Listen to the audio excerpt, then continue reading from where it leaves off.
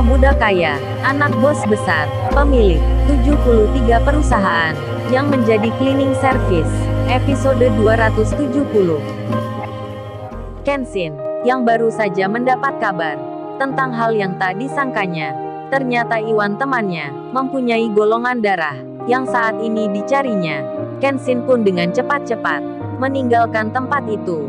Sementara, wanita yang bernama Lisa, yang tadi mengatakan hal yang tak sebenarnya, ia kini ditanya teman kerjanya. "Ada apa Lisa? Cowok yang tadi itu kok mencarimu?" Lisa menjawabnya, "Gak taulah wi gue. Kenal dia aja kagak. Datang-datang minta gua jadi relawan, membantu temannya untuk mendonorkan darah. Emangnya siapa dia itu? Kenal aja belum? Minta seperti itu. Ya gak maulah gua." Lalu Widya temannya kemudian bertanya, "Terus kok cowok itu bisa tahu kamu tempat kerjamu di sini? Golongan darahmu pula dari mana itu Lisa? Kan dia bukan orang sini." Lisa pun menjawabnya, "Yaitu Widya. Gue juga heran nih. Katanya dia tadi dapat info perusahaan. Perusahaan mana itu? Kayak orang penting aja lagaknya. Paling dapat tahu dari karyawan di sini yang jadi temannya. Soalnya kan 3 bulan lalu kita semua cek darah bersama. Nah itu gue curiga dari situ. Makanya gue bohongin aja sekalian." Si Widya pun menyahutnya, "Iya benar itu Lisa. Aku baru ingat 3 bulan lalu kalau kita pernah check up bersama." Kemudian setelah itu, setelah mereka melakukan pembicaraan, mereka pun kini melanjutkan akan pekerjaannya. Kenshin, yang dalam perjalanan, ia melihat tanda di mobilnya. Bahan bakarnya mulai menipis. Namun karena saat ini begitu tergesa-gesa, ingin cepat sampai tujuan, Kenshin itu tak mampir untuk mengisi apa yang sedang dibutuhkan mobilnya. Ia melaju dengan cepat, karena tak sabar, ingin segera bertemu Iwan sendiri, yang kerja saat ini. Ia bertanya di hati, akan siapa yang dimaksud Kenshin? Seseorang yang membutuhkan bantuan darinya. Iwan terdiam memikirkan. Ia duduk di depan pintu kantor. Si Iwan berangan-angan. Ia menerka-nerka tentang orang yang dimaksud temannya. Apakah itu adiknya, atau ayah dan mamanya, atau jangan-jangan kauri ceweknya? Si Iwan berpikir seperti melamun tangannya sambil memegang alat kebersihan. Sementara itu dari dalam kantor, Angelika dan lainnya nampak memperhatikan Iwan. Mereka melihatnya, Iwan hanya duduk saja, terkesan melamun. Namun karena sudah tahu siapa Iwan, yang tak lain teman pemilik perusahaan, mereka pun tak berani menegur yang seperti sebelumnya. Bahkan kini para staf di situ, termasuk Angelika, jadi segan dengan Iwan. Apalagi pimpinan baru di sini, yang menggantikan Pak Tirta, sangat akrab dengan Iwan. Pak Andi yang bekerja pertama kali, beliau pun masih didampingi oleh staf kantor pegawai pusat dalam menjalankan tugasnya. Tak lama kemudian, setelah lewat beberapa menit, Kenshin akhirnya tiba. Segera saja, dirinya mencari temannya, dan kebetulan saat itu si Iwan sudah melanjutkan kerjanya. Iwan masuk kantornya Angelika, yang di situ banyak juga pegawainya, termasuk pula Susanti. Iwan pun masih sama, menjadi cleaning service, membersihkan lantai. Saat ia menikmati kerjanya, tiba-tiba pintu kantor terbuka. Kemudian terdengar suara, rupanya itu Kenshin, yang langsung masuk tanpa permisi. Tentu saja kehadirannya membuat semua yang di dalam menjadi terkejut seketika. Begitu dengan Angelika, yang duduk di meja kerjanya. Ia melihat Kenshin, yang tiba-tiba di kantornya. Kenshin langsung menyapa Iwan. "Hei Iwan, apa bener nih Wan? Lu punya golongan darah AB?" "Gua kaget nih Wan, belum percaya ini. Bener gak Wan katamu?" Iwan yang terkejut melihat Kenshin.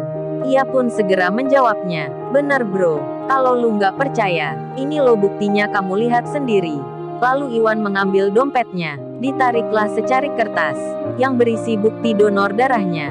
Di waktu kemarin, di situ tercantum keterangan, tanda terima kasih dari instansi ternama, dan catatan golongan darahnya. Kenshin pun membacanya, dan langsung saja, ia merasa senang. Bahkan terlalu senangnya, sampai Kenshin bicaranya keras, hingga semua staf pun melihatnya.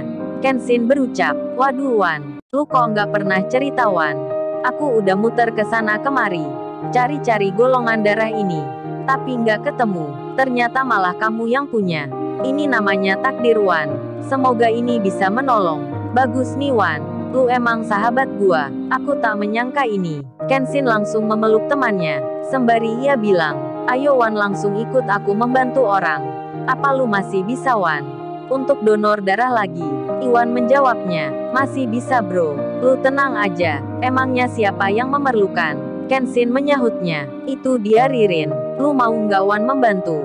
Iwan langsung saja. Ia menarik tangannya Kenshin.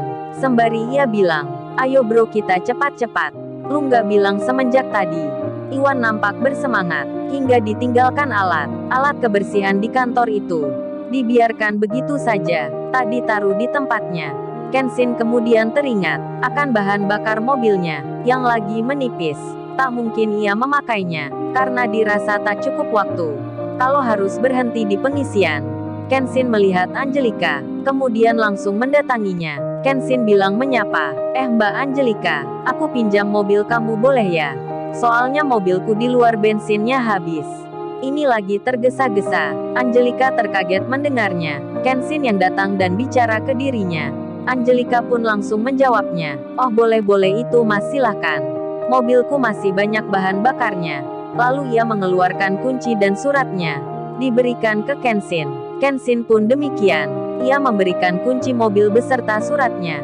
Dikasihkan ke Angelika. Sambil Kenshin bicara, ini Mbak Angelika, kunci mobilku. Mbak Angelika bawa aja. Oh ya, aku sekalian minta tolong juga. Kalau bertemu Pak Herman, bisa minta pesankan.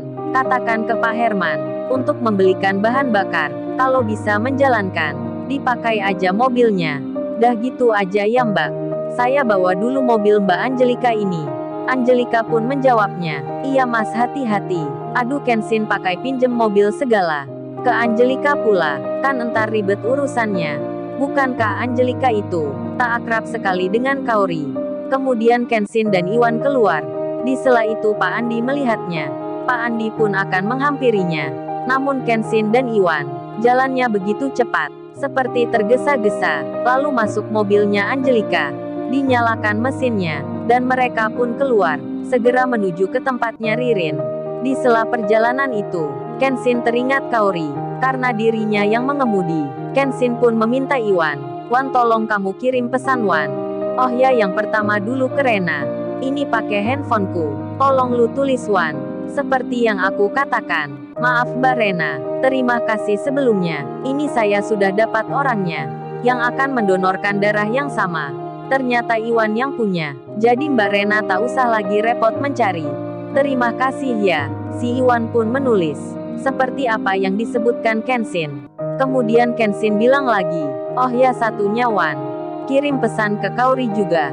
Entar dia malah mencari-cari. Lu tulis aja Wan. Kaori aku udah dapat orangnya.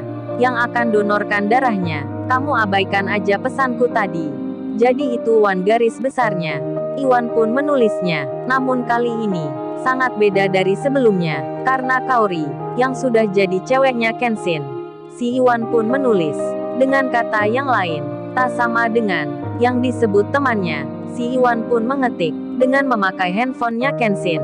Hei sayangku, my lovely, ini aku udah dapat pendonor darahnya. Jadi sayangku Kaori, kamu jangan repot mencari hal itu.